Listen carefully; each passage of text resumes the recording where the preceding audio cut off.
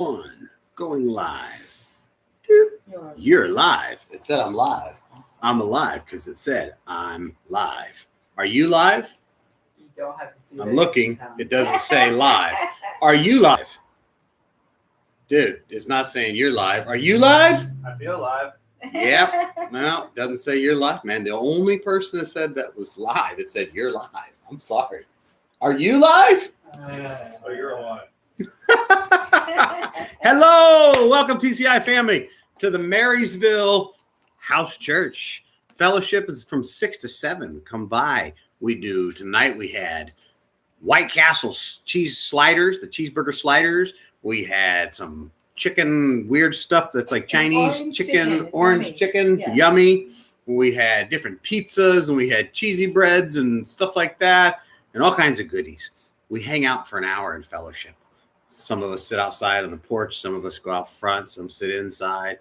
We have music playing. We just hang out. That, my friends, is what the Christ did.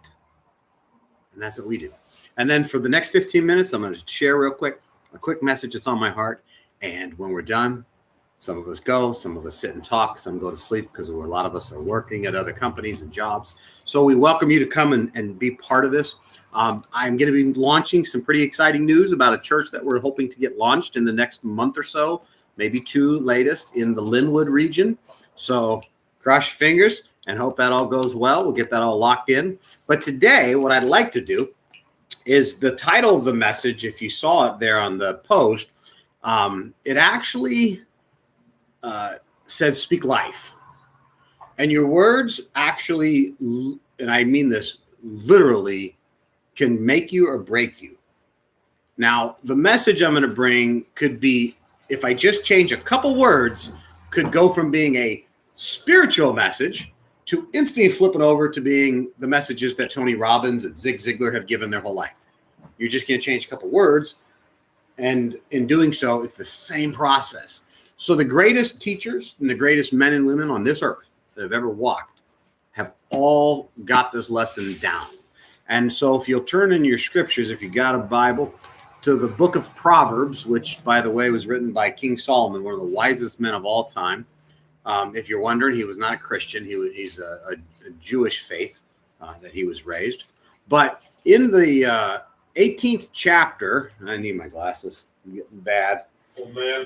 Old man, I got your old toe here. All right. Chapter 18, verse 21 says, death and life are in the power of the tongue, and those who love it will eat its fruits. Wow. I made a note here many years ago. It says your life or someone else's. So it said, you could, in this chapter, you could actually say kill, because kill or destroy is death. So your life or someone else's life, you can kill or destroy your life and someone else's life with your words. And that's how powerful this scripture is. Most of you know I was married for 19 and a half years and I got divorced. And now I'm married to this amazing woman sitting next to me.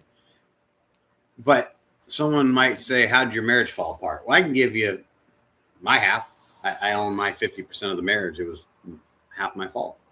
But I can also tell you right now, I spoke into existence literally everything that happened. I actually remember saying that to my ex-wife over and over. This is how you're going to leave me. This is what you're going to do. You're going to take all this money. You're going to do. I mean, I literally laid it out. I spoke it into existence. And I kept thinking in my head, that's what I would do. That's what she's going to do. Because if I was her, that's what I would do to get what I want. It's an evil way to do it, but that's what I would do if I was her. I spoke it into existence. You ever met someone that goes, I'm just going to get divorced. I'm going to get divorced. I know she's going to divorce me. She's going to divorce me. I'm going to get divorced. She's going to divorce me.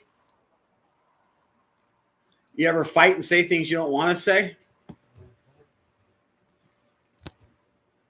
Hello, ma'am. It's my beautiful wife over there in the corner, the first lady of TCI. We get in fights like a lot of people do. And I have a bad habit. She'll tell you. I broke that habit just recently. But the habit used to be when we'd argue and get into that fight. Fine. You want a divorce? Then let's divorce. Horrible thing, right? Isn't it? Words are words. Speak it all. What you say in the business world, and I want you to hear this.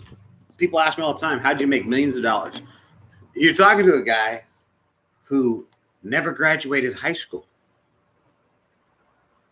And yet no one ever knew that. Went to college, and no one ever even knew he never graduated high school. Okay? I spoke into existence everything I wanted and everything I had. I wanted the Ferrari. I wanted the fast money. I wanted to travel the globe. I wanted to be the king of an empire. I did everything I wanted. I spoke it into existence. And I speak it every day. When I want something, I speak it. And my wife will tell you, she actually wrote a list. And one of the things she wrote on this list was her husband, what she wants from her husband if she ever gets remarried. Funny thing is, she'll tell you, she put everything on the list that she wanted, except she forgot to mention, I want him to like cats. And I hate cats. They're felines. Throw them out the door. They're horrible. I know that's what you're all saying, but I also love my wife's 2 cats now, and they're my babies. But I don't like yours, and I don't want to love yours, and I'm not going to love yours. So there, okay? Take all your cat letters and keep them. Yeah. Sorry, Brian. So one of my best friends has a cat. So the point is here, speak words, right? She put something on a list and would look at it every day. Let me tell you what I did. I made a dream board called a vision board. It's a dream board. What do you dream about? Speak of it every day. My dream board was literally at my bed. I have one upstairs now, but I've put it onto a digital format so every day I can peek it. And the board had the car that I wanted to drive, my dream car. It had the body I wanted. I literally found this picture of a guy, and I was like, dude, I want to look like that. And I was 375 pounds. I put the body on the board. I cut off this picture, my head, stuck it on the body. And every day I looked at that body and went, all right, there it is. Got it today. To get that body, I got to make sure I go walk this much and hit the gym this long. And then I looked next to it. How much money do I want to make per month? Back then, I think I wanted to get up to $100,000 a month. So I wanted $1.2 million a year in income. And every day, how do I get to that point? What do I got to do today? So when my friends would say, dude, you want to come play? Or, hey, bro, you want to go to the woods? Or you want to go surf? Or whatever it is. You can do any of that stuff. I can do any of that stuff. But I choose to stay focused. I have a goal. I have a dream. I have a vision. And I'm not going to stop. I'm going to speak life into it. Let's go forward into the Bible here. And let's go to the book of Matthew, another guy that I love tremendously. His name is Jesus, also known as the Christ. And there's a reason they call him Jesus and the Christ. See, Jesus was just a son of Joseph and Mary. But the Christ is called in Hebrew and Greek. It actually means the anointed one. So when it says the Christ, it means the anointed one. And so the Christ, the anointed one, here's what he said in chapter 21 of Matthew. And verse 20, actually, let's start in verse 18 because it's an interesting story. It's 2 parts to this story. And it says, now in the morning, he returned to the city, Jesus, he was hungry, and seeing a fig tree by the road, he came to it, found nothing on it but leaves, and said to it, let no fruit grow on you ever again. Immediately, the fig tree died and withered away. So in other words, he cursed the tree because there was no fruit on it. He's like, what? No fruit? You're a fig tree. You're supposed to have fruit this time of year. Well, then I curse you forever. All right, so that's the first part. He spoke words. Then it says in verse 20, and when the disciples saw this, that's his crew, right? When his crew saw this, they marveled, saying, how did the fig tree wither away so soon? Jesus answered and said to them, assuredly I say to you, if you have faith and do not doubt, you will not only do what was just done to the fig tree, but also you can say to this mountain, to this cancer, to this job, to this marriage, to this housing situation that you're maybe trying to work on, be removed and be cast into the sea, and it will be done. And whatever things you ask in prayer, believing, you will receive. So what do you got here? Number one, you got a few words, which is speak life. We just learned about that, right? Speak life, because you can either say the right things or you can say the wrong things, but it all comes out of your mouth. So if all you can say is, dude, I'm a loser.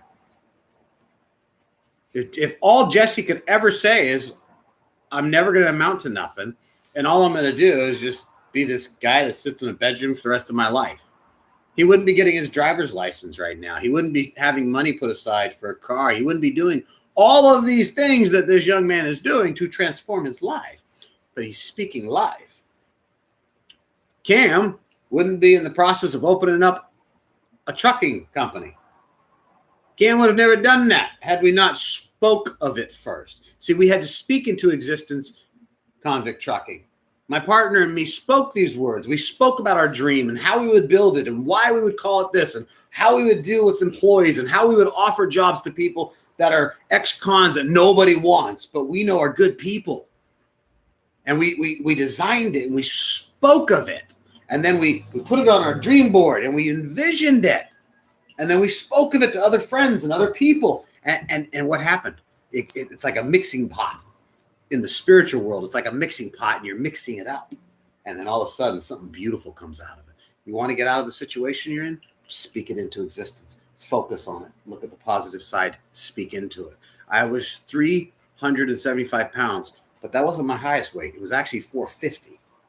I was stuck at the 375 for almost a decade. I dropped the first 75 like that and then got stuck. But every day I looked at that dang picture and said, I'm going to do today whatever it takes to get to that. And I'd speak it into existence. And guess what? All these years later with the weight, and I still need to lose weight, absolutely. And I'm about to do another big, long walk to do all that. But here's the kicker. If you look at my words, I was able to speak that life into my body. I have a friend that I know and Cam knows. And this friend, they're still the same fat size that I was when I was that fat. Do you know the only difference between that person and me? Every day I would put those words into existence. I am going to lose the weight. I am going to get healthy. And today is the day that I'm going to do it. So let's start speaking the life, because what Jesus said was the Christ said, if you have no doubt, so your faith. And here's the cool thing. You don't need a lot of faith. You just need the faith of a mustard seed. Go get a mustard seed and see how small it is. It's like the piece of grain of salt. It's so tiny. That's all the faith you need. When people ask me, how do I overcome my medical problems? How do I battle all these heart issues and cancers and strokes and everything else I got going? I don't have to handle anything. I don't have to worry about tomorrow for that, because tomorrow's not here. I focus on today and I speak life. I'm going to overcome my heart. I'm going to overcome the strokes. I'm going to overcome my health. Speak into your life. And speak about what you're going to overcome. Miss Cece, as we close, is there anything you'd like to say to the church and the folks tuning in and here? I did, and then I lost it. Wow. That's what happens when you get old. Just don't say anything. Rude. God hears you. I totally believe in the dream boarding, because when you're dream boarding, you're talking to God and you're dreaming and you're thinking, and then when you look at it the next day, when you make that dream board, thank God for that thing. I made a dream board and I wish that I could get an RV and be here for my kids, and very much short later it all came to fruition. So dream big. She even had, I've seen some of the dream boards she used to have, and she's spoken a lot of things into existence. There's one part where it says she wanted the sexiest man on earth. Spoken into existence. I did. Look. There's no conceitedness in this church. I have it all. No, yes, absolutely. We love you guys. Compliment me off. God bless you. We'll see you next week. You know the drill. Live positive. Now let's see if we can turn it off. There you go. Jesse, It Did you- automatically upload. listen, homeboy. Last time I tried to